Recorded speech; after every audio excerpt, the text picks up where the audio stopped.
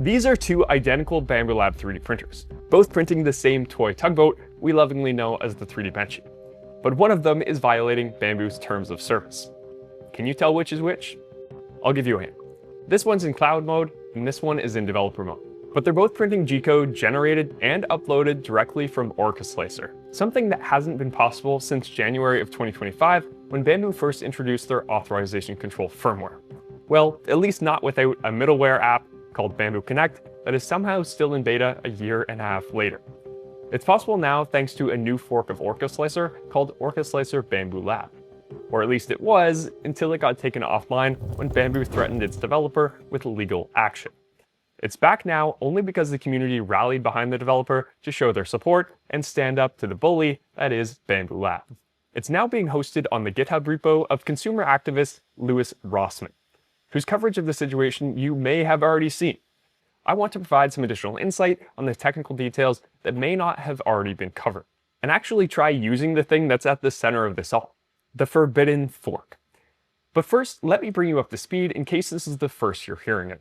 It all started when an independent developer named Powell posted his modified version of Orcheslicer. This version restored access to Bambu's cloud service.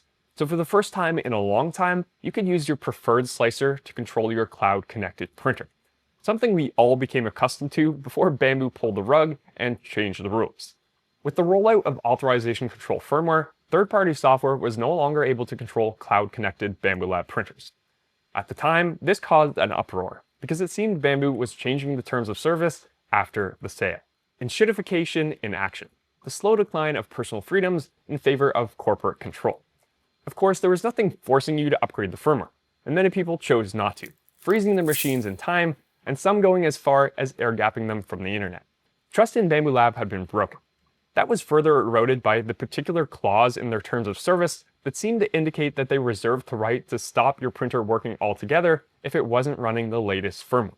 As a consolation prize, they gave us the backdoor option called developer mode that lets the printer communicate with Orcheslicer and other third-party applications over the local area network, but at the same time blocks it from talking to Bambu's cloud, which might be a good thing depending on who you ask, but it comes with some compromises. Loss of cloud control also meant loss of access to the Bambu Handy mobile app, including its camera feed, push notifications, and other features like skip object that aren't available anywhere else. And as Bambu themselves said in their blog post responding to this situation, these are the very features that define your Bambu experience.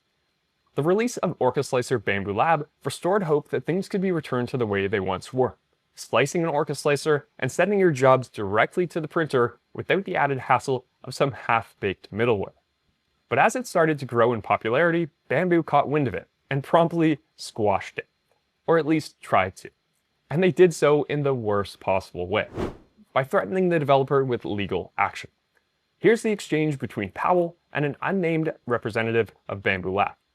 It started off nice enough, them explaining the history of authorization control and why they implemented it in the first place, claiming this was done in order to protect users from any potential bad actors as an extra layer of security, indicating that those bad actors could remotely trigger heaters, motors, or even the laser function, which at the time nobody knew existed because this predated the launch of the H2D. And honestly, fair. That does seem like a much higher risk than just turning the nozzle to maximum temperature, which seems like the worst case scenario given the knowledge we had at the time.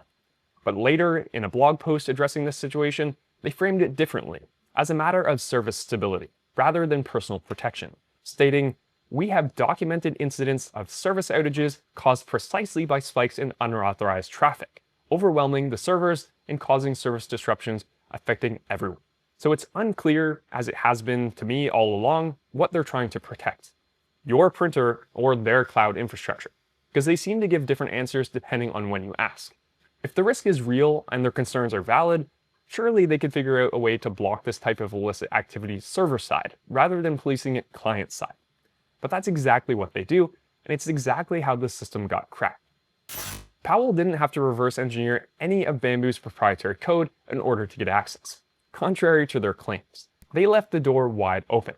All he had to do was say please. So let me give you a bit of technical background on how he did it. The first thing you need to know is this. Bambu Studio is an open source piece of software, licensed under the AGPL, a license it inherited from its predecessor, Prusa Slicer, from which it was formed. That license is very liberal in its terms, giving users the ability to rewrite, redistribute, and even sell modified versions of the software as long as they too abide by the same license. The other piece of Bambu Studio is a black box, a proprietary network plugin that bridges the Slicer and Bambu's cloud. This is installed at runtime as a means of circumventing the license. If it was bundled, they'd have to open source it too. But if you ask Joe Prusa, he'd tell you that this argument is shaky, because Bambu Studio can't do its primary job without the plugin, and the plugin can't do anything without Bambu Studio. They are, quote, not two products that happen to talk to each other, they are one product, split across two files for PR license laundering convenience. So how did it get cracked? Well, Bambu's network plugin authenticates clients in at least two ways. By their self-declared identity, a literal text string saying, "Hi, I'm Bambu Studio," or "Hi, I'm Orcheslicer," and by a code signing signature. On Mac and Windows, the Bambu Studio binaries are signed, notarized by the developer with a recognizable signature, identifying the application as authentic and untampered with. It's what allows the network plugin to trust what Bambu Studio tells it, so simply switching name tags wouldn't be enough. But on Linux, code signing isn't quite so easy, so this check doesn't exist there. What Powell did is simply take the Linux version of the network plugin and insert it into the Windows version of Bambu Studio by way of a lightweight virtual machine. Then all he had to do was change one line of code and Orcheslicer could identify itself to the network plugin as Bambu Studio. So it was all Bambu's own code, all AGPL licensed. Knowing that, Powell pushed back when Bambu pressured him to remove his repository. He asked them specifically what rules he was breaking. They informed him he was violating their terms of service, threatened him with a cease and desist, and quoted to him Section 1201 of the Digital Millennium Copyright Act. This is the anti-circumvention provision, making it illegal to bypass measures that control access to copyrighted works, and particularly the trafficking and redistribution of such tools. A serious crime punishable with real jail time. All for modifying open source code? Powell asked if he could publish the correspondence, which Bambu promptly denied. But he did post a summary of the situation on his GitHub page after taking down the source code. And since you were just seeing it, it obviously did get published eventually, but only because Louis Rossmann stepped into his defense, offering to contribute to his legal fees if Bambu chose to litigate. Rossmann also took on the risk that Powell couldn't justify, which was keeping the code online, believing that there had been no wrongdoing. And at the time of filming, it's accrued almost 6,000 stars and has been forked 4,400 times. So it seems like the cat is out of the bag and there's no putting it back. Bambu could, however, just update the plugin and close the door, but they can't undo the damage that's been done reputationally as a result of the optics of this situation. But, I mean, I thought the same thing a year ago when they did something like this the first time. And if anything, they've only gotten bigger since then. Okay, until now, this perspective has been pretty pessimistic of Bambu. That's partially the influence of the community sentiment and partially my own biases. So let's at least for a second play devil's advocate and try to see it from their point of view. Their main argument is that the license of the open source code doesn't entitle you to access to their cloud infrastructure, which is a fair point. But what Powell did was wholly within the context of open source code. It was Bambu's own oversight that made the exploit possible. And when it comes down to it, you're still using the cloud to talk to a machine you bought from them. It's not like it's being hijacked to send jobs to Creality printers instead. Although that would be pretty ironic. The quantity of cloud traffic should be the same, regardless of whether the command originated from Orcheslicer or Bambu Studio. It's still just one round trip to the cloud. And if they're as concerned about security as they make it seem, maybe they should start taking it more seriously. The private keys for Bambu Connect got leaked almost immediately after that application was released. And Bambu Studio itself isn't impenetrable, so blindly trusting that it hasn't been compromised isn't a good method of security either. It seems to me that there must be a happy medium, one that doesn't take away the user's right to choose how they operate their own hardware, but also preserves the integrity of Bambu's ecosystem. I'm not a security expert, but it seems like a good first step would be to start with proper server-side protections, and stop policing things client-side in an overbearing sort of way. Erosion of trust in cloud services and their ability to protect our privacy is part of the reason that we've spent the past year developing our own 3D printer dashboard, one that runs completely locally. It's cloud-free without the compromises. It restores much of the functionality you lose when you put your Bambu printers in developer mode. You can monitor your prints remotely and get push notifications to your phone. But it's more than just a replacement for Bambu Handy.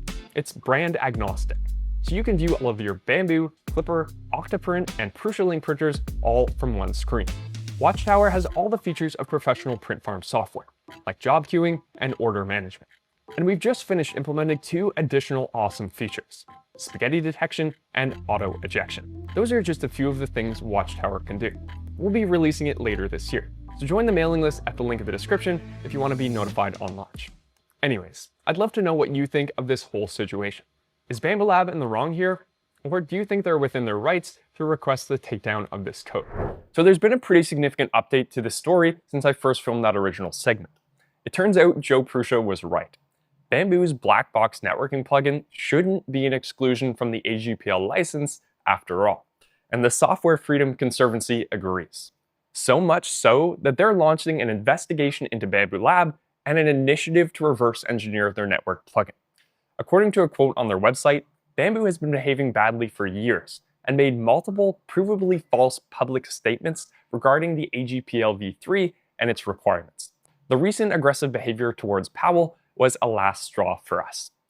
So not only did Bambu's hasty takedown of this niche fork cause it to explode in popularity, it might also force their hand to open source the thing that they have held most dear for so long, their networking plugin. It's going to be really interesting to see what becomes of this in the coming weeks and months. Let me know your thoughts in the comments down below. And thanks to Opera for sponsoring this video. Opera is a powerful web browser with modern convenience features. It helps you stay organized and on task while reducing visual clutter.